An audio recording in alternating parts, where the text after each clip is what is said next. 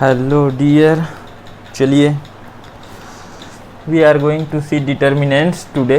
This is your chapter 4, it's part 1। हम लोगों ने क्या है 3 चैप्टर ऑलरेडी कर लिया है।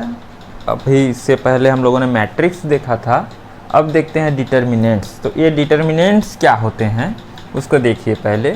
सो determinants is what? A determinant is a representation of numbers and has a particular value. ये डिटर्मिनेंट्स क्या है? जो नंबर्स हैं हमारे उनका रिप्रेजेंटेशन है और उनकी वैल्यू एक पर्टिकुलर रहती है ना, फिक्स्ड वैल्यू रहती है, उसको हम लोग डिटर्मिनेंट्स बोलते हैं। तो उसको हम लोग शो कैसे करते हैं? तो डिटर्मिनेंट को शो करने के लिए हम लोग इस तरह से लिखते हैं। मैट्रिक्स में क्या होता था, इंस्टेड ऑफ डिटर्मिनेंट मैट्रिक्स में हम लोग कुछ इस तरह से फॉलो करते थे, ठीक है जी। बट डिटर्मिनेंट्स में हम लोग इस तरह से करते हैं। क्लियर है? ओके। तो देखिए मैंने एक डिटर्मिनेंट्स को इंडिकेट किया है A11, A12, A13, A21, A22, A23, A31, A32, A33। यहाँ पर मेरा 3x3 है ये, ठीक है। और ये सब क्या हैं? इसके एलिमेंट्स हैं। ये सब आपको पता है, मैट्रिक्स में ऑलरेडी देखे हैं हमने, ठीक है। इसको क्या बोलते हैं जी? इसको रो बोलते हैं। तो ये हो गया रो 1, रो 2 और ये रो 3। ये तीनों हमारे रो हैं। ये सब क्या हैं? कॉलम्स हैं हमारे, कॉलम 1, कॉलम 2, कॉलम 3, ठीक है। तो यहाँ पे मैंने क्या बोला कि the vertical arrangement of elements are called column. जो वर्टिकल अरेंजमेंट होगा एलिमेंट्स का उसको हम लोग क्या बोलेंगे जी? कॉलम बोलेंगे। क्लियर है? The horizontal arrangement of elements are called row. Horizontal arrangement यदि मैं लूँ तो इसको क्या बोलेंगे हम लोग? रोज बोलेंगे। The number in arrangement are called element. और इसके अंदर जो भी नंबर्स हैं हमारे वो सब क्या है जी? हमारे एलिमेंट्स हैं। क्लियर है? चलिए इसमें अब देखते हैं हम लोग कि इसमें किस टाइप से ऑर्डर होते हैं। ऑर्डर ऑफ डिटर्मिनेंट्स, है ना। तो ऑर्डर क्या होता है? तो जो हमारा डिटर्मिनेंट्स रहेगा उसका ऑर्डर, तो ऑर्डर वो क्या हो सकता है जी? जैसे अभी क्या देख रहे हैं हम लोग? Order, order of determinants. तो ये ऑर्डर हमारे क्या हो सकते हैं? ये ऑर्डर हमारे हो सकते हैं 2x2 में हो सकते हैं, या क्या हो सकते हैं 3x3 में हो सकते हैं, इस तरह से 4x4 हो सकते हैं, है ना। 1x1 पॉसिबल नहीं है, 1x1 का डिटर्मिनेंट्स नहीं होता है, ठीक है। तो जैसे देखते हैं 2x2 का। सपोज मैंने क्या किया, एक एग्जाम्पल ले लिया, एक डिटर्मिनेंट्स ले लिया, सॉरी डिटर्मिनेंट्स बना रहा हूँ तो मैं ऐसे लिखूंगा, ठीक है। एक डिटर्मिनेंट्स ले लिया 1, 2, 3 एंड 4, इसके एलिमेंट्स हो गए। तो ये कितने ऑर्डर का है जी? ये ऑर्डर 2 का है, 2x2 का है, ठीक है। अब देखिए, अब जैसे मैंने क्या किया, दूसरा कोई एलिमेंट ले लिया, जैसे ये हो गया मेरा पहला, अब ले रहा हूँ दूसरा, एक ले रहा हूँ मैं 3x3 का, 1, 2, 3, 4, 5, 6 एंड 7, 8, 9। तो ये मेरा कितना है जी? ये 3 है, रो 3 है, कॉलम 3 है, ठीक है। तो ये हो गया मेरा 3x3 का। तो ये होता है हमारा ऑर्डर ऑफ डिटर्मिनेंट्स। जिस तरह आप मैट्रिक्स में देखे हो सेम हियर है ना। तो इसको आप सॉल्व कैसे करेंगे? जैसे 2x2 का रहेगा तो कैसे सॉल्व करेंगे? तो जब भी सॉल्व करेंगे हम लोग इसको मल्टीप्लाई करेंगे, फिर जो भी रिजल्ट आएगा उससे इसको माइनस करेंगे। कैसे? देखिए, जैसे मैंने क्या बोला, पहले मल्टीप्लाई करो आप, 1 × 4 कर दो, फिर माइनस जो सेकेंड एलिमेंट है उसको मल्टीप्लाई करो, 3 × 2। तो क्या आ गया? 4 - 6 = -2। इसका आंसर आ गया, ठीक है। सिमिलरली इसको कैसे मल्टीप्लाई करेंगे? 1, 2, 3 सॉरी सॉल्व कैसे करेंगे इसको? इसको सॉल्व करने के लिए आप एक चीज़ को नोट करो, जैसे कि ये मैं यहाँ लिख रहा हूँ, यहाँ कोई मेरा डिटर्मिनेंट्स दिया रहेगा 3x3 का, तो उसमें आप साइन को हमेशा याद रखो। यहाँ पे जैसे मैंने लिखा plus minus plus minus plus minus, फिर प्लस माइनस प्लस, इस तरह से। तो ये साइन क्या है जी, देखिए थोड़ा समझ जाइए इसको। किसी एक रो को आप, कॉलम को याद रखो, आप कोई भी एक रो ले लो या फिर कॉलम ले लो, कोई भी एक को याद रखो। तो इसमें क्या हो रहा है, इसमें प्लस माइनस प्लस ये हो रहा है। तो बाकी सब क्या होंगे, अल्टरनेट होंगे। जैसे यहाँ पे प्लस है तो plus minus plus, minus plus minus, plus minus plus, या इस तरह से मैं जाऊँ तो ये माइनस है तो minus plus minus, plus minus plus, इस तरह से। तो कोई भी एक को याद रखो, उस हिसाब से सॉल्व करना है। तो चलिए अब हम लोग इसको सॉल्व करते हैं। थोड़ा ऊपर लिखता हूँ मैं, मिटा के इसको लिखते बनेगा, ठीक है। देखिए मैं मेरा डिटर्मिनेंट्स ले लिया, क्या था जी हमारा 1 2 3 4 5 6 7 8 9, ये मेरा डिटर्मिनेंट्स है। अब इसको मेरे को सॉल्व करना है। तो आप कोई भी एक रो या एक कॉलम को उठा लो, उसके बेसिस में सॉल्व करो with sign indication, whatever sign is here just put over here at the time of solution, ठीक है। तो सपोज मैंने क्या किया, मैं इस रो को उठा ले रहा हूँ, पहले रो को उठा के सॉल्व करता हूँ। तो ये वाला क्या रहता है जी, मेरा प्लस रहता है, ये वाला माइनस रहता है, ये वाला अगेन प्लस रहता है, इस तरह से होता है। तो चलिए अब सॉल्व कीजिए। तो सॉल्व करेंगे तो सपोज पहला क्या लिया मैंने, एलिमेंट 1 लिया, पहला क्या है मेरा 1 है। तो जब ये 1 को ले रहे हैं उस टाइम हम लोग क्या करेंगे, इस रो को और इस कॉलम को छोड़ दो आप, बाकी जो बचता है उसको लिख डालो। तो बाकी मेरा क्या बच रहा है जी, यहाँ पर 5 6 8 और 9, ये हो गया मेरा। तो ये प्लस था तो प्लस लिखे थे, अब क्या है मेरा माइनस है तो माइनस। अब ये एलिमेंट क्या है 2, तो ये 2 को लिख लो आप यहाँ पर, ठीक है। तो ये हमारा 2 आ गया। अब ये 2 में क्या एलिमेंट आएंगे, तो आप 2 से रिलेटेड जो रोज हैं और जो कॉलम्स हैं उसको छोड़ दो। तो ये रोज तो मेरा हो गया ये वाला, और इसका कॉलम कौन सा है जी, ये वाला है। तो बचे क्या हमारे, ये एलिमेंट बचे। तो आप इस एलिमेंट को यहाँ नोट डाउन कर लो। तो क्या हो जाएगा 4 6 7 9, और क्या बचा मेरा प्लस। अब प्लस है मेरा, कौन सा एलिमेंट है 3। तो अब 3 के लिए क्या करेंगे, इस 3 में आप सेम प्रोसेस, इस रो को छोड़ दो और इस कॉलम को छोड़ दो, जो बच रहे हैं वो आपके एलिमेंट होंगे। तो क्या बच रहे हैं जी मेरे यहाँ पर 4 5 7 एंड 8, और 2 क्रॉस 2 का सॉल्यूशन आप लोगों को पता है, अभी किए हो। आप क्या करते हैं, इस तरह से मल्टीप्लाई करो, फिर इसको मल्टीप्लाई करके माइनस कर दो, ठीक है। तो चलिए सॉल्व करते हैं। तो ये क्या हो जाएगा 1, और इसका क्या होगा 5 × 9 माइनस 8 × 6, ये आ गया मेरा फर्स्ट आ गया। अब क्या था -2 लिख दिया। अब इसको मल्टीप्लाई करो, 4 × 9 माइनस 7 × 6, और क्या बचा +3। इसको आप मल्टीप्लाई करो, 4 × 8 माइनस 7 × 5, ये आ गया। अब इसको सॉल्व कर दीजिए आप। ये कितना हो जाएगा, 9 5 जा 45 माइनस 8 6 जा 48, ठीक है जी। फिर क्या बचा -2, 4 9 जा 36 माइनस 7 6 जा 42, और क्या बचा +3। ये कितना हो जाएगा 8 4 जा 32 माइनस 7 5 जा 35, तो ये आ गया मेरा, ठीक है। अब इसको सॉल्व कर दो आप, जो आएगा वो आंसर है। तो क्या आ जाएगा जी, ये मेरा, ये 45 में 3 जाएगा तो ये -3 हो जाएगा।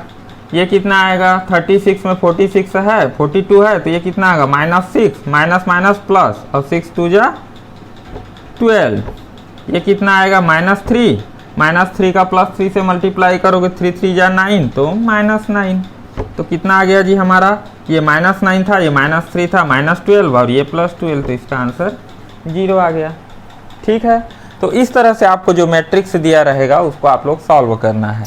इसमें सेम हियर, जैसे आपको इसको लेकर सॉल्व करना है इस वाले को, तो आपको क्या क्या लेना पड़ेगा जी, आपको छोड़ना किसको किसको पड़ेगा, इस वाले को पूरा छोड़ दो और इस वाले को पूरा छोड़ दो, बचा आपका तो ये क्रॉस मल्टीप्लिकेशन हो जाएगा, ठीक है। सपोज आप इस एलिमेंट को यदि लेते हो, तो आपको इसको छोड़ना है और कौन सा छोड़ना है, ये वाला छोड़ना है। ठीक है, तो आपको लेना किसको है जी, किसको किसको, यहाँ से यहाँ ले लो, यहाँ से यहाँ ले लो। ठीक है, इस तरह से समझ जा रहे हो ना।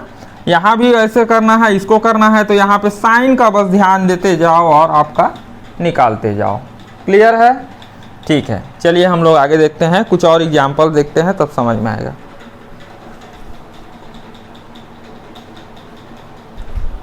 Now, whatever the example we have given in your book, example 6, minus 6, 3, 2m is equal to 12, then find the value of m. m की जो वैल्यू है उसको फाइंड आउट करनी है। तो क्या करेंगे जी, देखने से हम लोग क्या पता चल रहा है कि ये 2 क्रॉस 2 का एक डिटर्मिनेंट्स है। ठीक है, तो कैसे सॉल्व करते हैं, इसका मल्टीप्लाई करो, माइनस करके इसका मल्टीप्लिकेशन करो।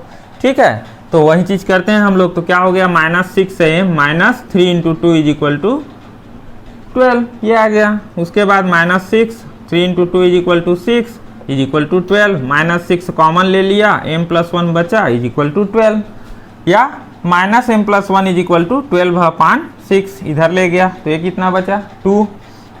अब क्या है, माइनस को उधर ले गया तो m plus 1 is equal to minus 2, या m is equal to minus 2 minus 1, 1 इधर चला जाएगा तो माइनस हो जाएगा। अब क्या बचा, m is equal to minus 3, ये हमारा इसका m की वैल्यू निकल गई। ठीक है जी। नेक्स्ट एग्जाम्पल क्या था हमारा, एग्जाम्पल 10। एग्जाम्पल 10 में क्या दिया है, p plus 1, p minus 1, p, again 2 cross 2 में determinants is there, then find the value of this determinants. तो क्या करेंगे हम लोग, इसमें भी सेम प्रोसेस, इसका मल्टीप्लिकेशन करेंगे, फिर माइनस कर देंगे और इसको मल्टीप्लाई कर देंगे। ठीक है, तो क्या किया मैंने, p into P minus p plus 1 into P minus 1, ये कर दिया। आप लोगों को पता है ये क्या दिख रहा है जी, a plus B, a minus B के फॉर्म में दिख रहा है, तो इसका क्या होता है, a square minus B square. तो क्या लिख दिया मैंने, p square minus p square minus 1 का स्क्वायर। ठीक है, a b के जगह में क्या है, रेस्पेक्टिवली p एंड q है, p एंड 1 है। ठीक है, तो क्या हो गया, p स्क्वायर माइनस p का स्क्वायर, माइनस माइनस प्लस हो जाएगा, 1 का स्क्वायर तो 1, तो क्या आ गया हमारा आंसर इसका 1। तो इस तरह से आपको सॉल्व करना है, जो दिया रहेगा उसको। क्लियर है? Okay.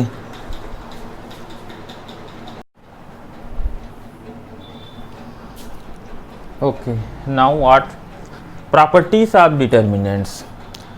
Determinant have which type of properties, then we have seen now. So first one is what, each elements of any rows or columns is 0, then the value of determinant is 0। कहने का मतलब क्या हुआ कि कोई भी determinant दिया रहेगा हम लोगों को, तो उसमें या तो कोई रो, पूरा रो के सारे एलिमेंट्स 0 हैं, या कोई भी एक कॉलम के एलिमेंट 0 हैं, तो हमारे उस मैट्रिक्स की वैल्यू क्या होगी, 0 होगी। क्यों होगी 0? क्योंकि हम लोगों ने अभी पहले ही देखा है कि हम सॉल्व करते हैं ease by ease statement, sorry element के साथ, तो मल्टीप्लाई करते हैं, तो 0 के साथ कोई चीज़ मल्टीप्लाई होगा तो 0 होगा ही ना जी। तो इसलिए ये प्रॉपर्टी है ना। Each element of any row और column is 0, then the value of determinant is 0। Second is what, if row be changed into column and column be changed into row, the value of determinant is unaltered. मतलब क्या हुआ कि जैसे मैं कोई रो है, ठीक है, रो को मैं कॉलम में इंटरचेंज कर दूं और इस कॉलम को रो में इंटरचेंज कर दूं, मतलब क्या हुआ, रो को कॉलम किया, कॉलम को रो किया, इस तरह से कर दिया। तो इंटरचेंज जब होगा तो उसमें कोई उसकी वैल्यू में क्या होता है, चेंज नहीं होता है, अनअल्टर्ड रहता है, सेम वैल्यू मिलती है। कहने का मतलब क्या हुआ, इसका ट्रांसपोज भी करता हूँ तो क्या मेरे को सेम डिटर्मिनेंट्स मिलेगा। ठीक है। Third one is what, if two adjacent rows or columns of a determinant are interchanged, then the sign of the determinant is changed। यदि two adjacent, कहने का मतलब क्या हुआ कि इस तरह से दिया हुआ है, तो यहाँ पे एक है और यहाँ पे एक है, तो ये एडजेसेंट हो गए। या इसको मैं लूँ तो यहाँ वाला एक लूँ या यहाँ वाला एक लूँ, ये भी एडजेसेंट हो गए। ठीक है, तो ये एडजेसेंट रोस और column of determinant is interchange, ये यहाँ जाएगा, ये यहाँ जाएगा, या ये यहाँ जाएगा, या ये यहाँ जाएगा। इस तरह से जब होगा तो क्या होता है, हमारा ओनली साइन इंटरचेंज होता है। मतलब माइनस में आ जाएगा, प्लस है तो माइनस में आ जाएगा, माइनस है तो प्लस में आ जाएगा, बस इतना ही है, ठीक है। Next is what, if two rows or columns of a determinant are identical then the value of a determinant is 0। कोई भी दो रो या दो कॉलम आइडेंटिकल हैं तो उसकी वैल्यू 0 आ जाएगी। फॉर एग्जाम्पल यहाँ पे मैं एक डिटर्मिनेंट ले लिया 2 4 6, अगेन ले लिया 2 4 6, सॉरी कुछ भी ले लो आप, 7 4 6 9 4 6, इस तरह से ले लिया, तो भी ये दोनों आइडेंटिकल हैं तो इसकी वैल्यू 0 आएगी। या यहाँ पर मैं क्या लूँ 4 9 7, यहाँ भी लेता हूँ 4 9 7, इस तरह से, है ना। अब यहाँ पे देखो, यहाँ पे सपोज 6 है तो क्या दोनों ये आइडेंटिकल हैं क्या जी? नहीं है, ये दोनों बस हैं आइडेंटिकल, ये तो नहीं है। Instead of this one here we write 6, if we write 6 then these two columns are same identical, so matrix value should be 0। आ रहा है समझ में? आइडेंटिकल होंगे तभी 0 होगा। क्लियर है जी? If two row and column of a determinant are identical then the value of a determinant is 0। Okay, few more properties है, उसको देख लेते हैं।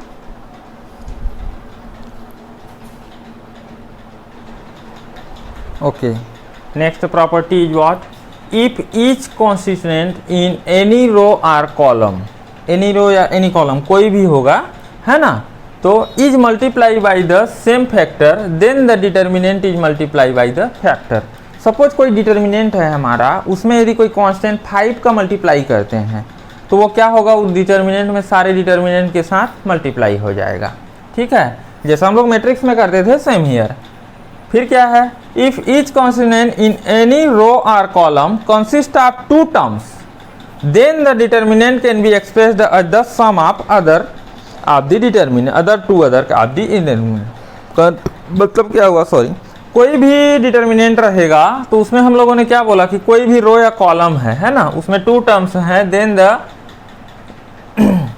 Determinant can be extract the sum of 2 other term. तो क्या होगा, वो जुड़ जाएगा। ठीक है, आप क्वेश्चन बनाते जाओगे समझ में आएगा। प्रॉपर्टी को मैंने लिख दिया है ताकि आप लोगों के माइंड से हटे ना कह के। ठीक है, a determinant remains unaltered in value, value में वो चेंज नहीं होगा। कब, जब by adding to all the constant of any row or column the same multiplies of the corresponding constant of any number of the row and column.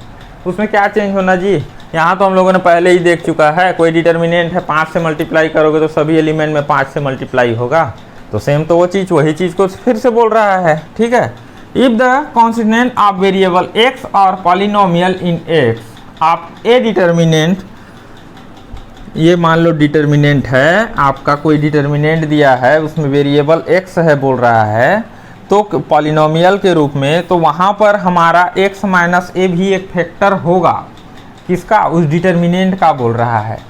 ठीक है, next क्या है, the sum of the product of the elements of any row or column of a determinant and the cofactor of the corresponding element of any other row and column of the determinant is 0, वो हमारा 0 होगा।